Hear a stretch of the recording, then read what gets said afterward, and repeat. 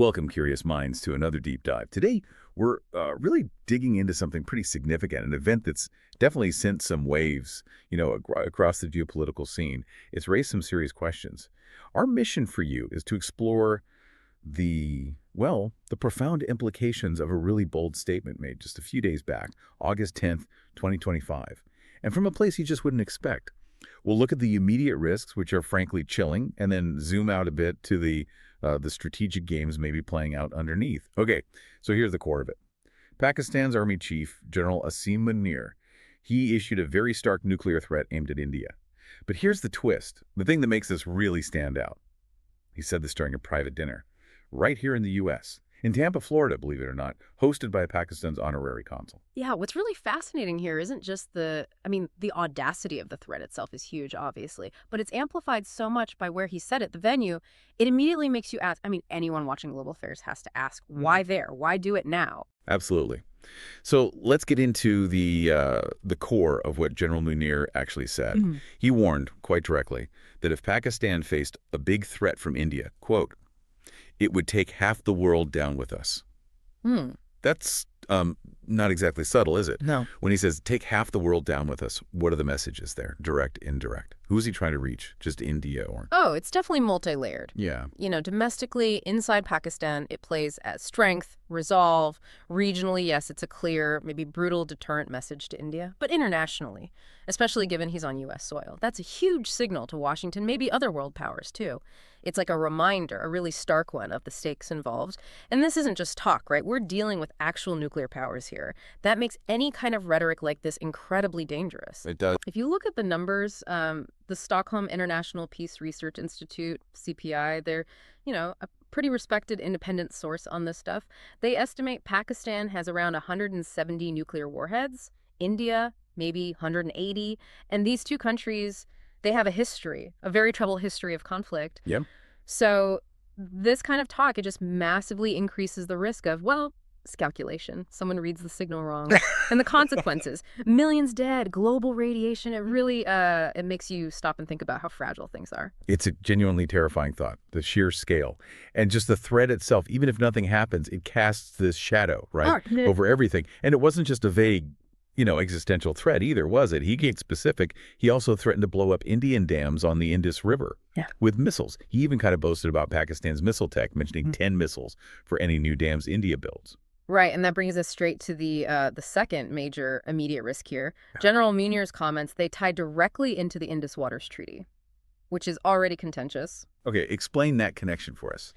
So this treaty, it's basically a water-sharing agreement from back in 1960. World Bank helped broker it. Governs the Indus River system waters between India and Pakistan.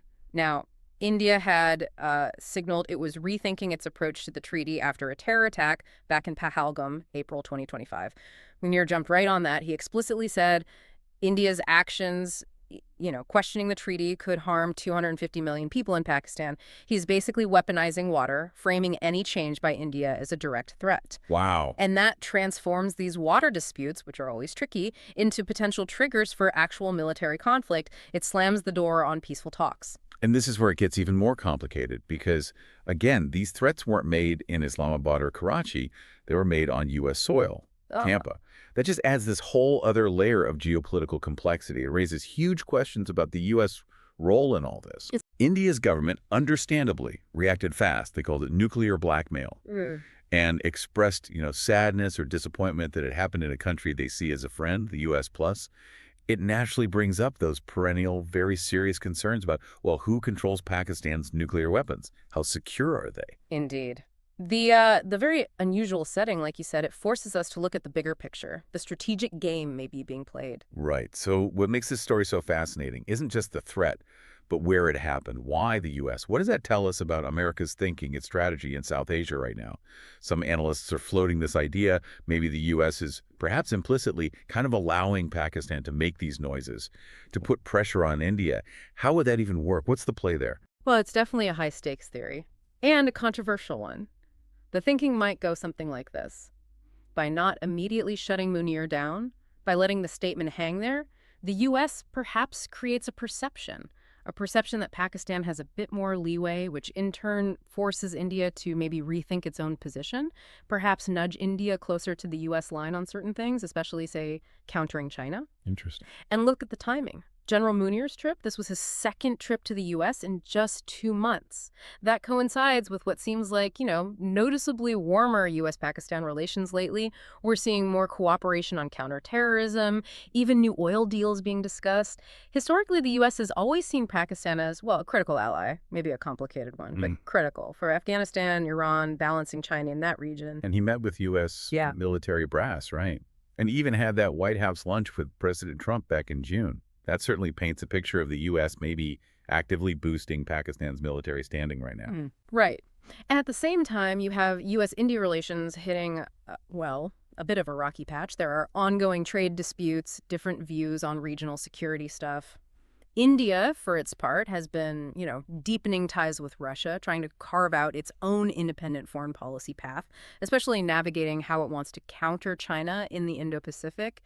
Maybe not always exactly how the U.S. wants it to. Okay, so the theory then, putting the pieces together, is that by maybe looking the other way, or at least not loudly condemning Munir's words from U.S. soil, America could be sending India a subtle message, like, don't take our full support for granted, trying to encourage India to align more closely with U.S. goals, especially on China, while kind of keeping Pakistan in play as a regional counterweight. That's the theory some are putting forth. It sounds like a strategy just loaded with risk, though. Could easily backfire, couldn't it? Leading to more instability. Or, playing devil's advocate here, is there maybe a really cynical realpolitik argument that allowing such a stark threat on U.S. soil actually clarifies red lines, makes things more stable in a weird, dangerous way? You could try to frame it that way, I suppose, as a kind of harsh signaling, demonstrating limits, or pushing India. But the risks are enormous and very real. Allowing these kinds of nuclear threats, particularly from U.S. ground, could seriously alienate India. And India is, frankly, a vital partner for almost any U.S. strategy in the Indo-Pacific. You can't really do it without them. Good point. It could also embolden Pakistan's military establishment further, and given, the documented history with certain militant groups, that's a worry. So the U.S. staying silent, or appearing silent, on Munir's words, it implies potentially a major strategic shift, but one that could very easily lead to less stability in South Asia, not more. It's a gamble. So as we kind of wrap up this deep dive, the main takeaway from General AsimMunir saying these things on American soil, it's undeniably a dangerous escalation. It really throws a harsh spotlight on that complex, often fragile network of friendships and rivalries in South Asia, and the very complicated, maybe even calculated role the U.S. seems to be playing right now. Yeah, I think this whole situation just highlights how absolutely critical it is for everyone involved, India, Pakistan, the U.S., to prioritize calming things down, de-escalation, dialogue.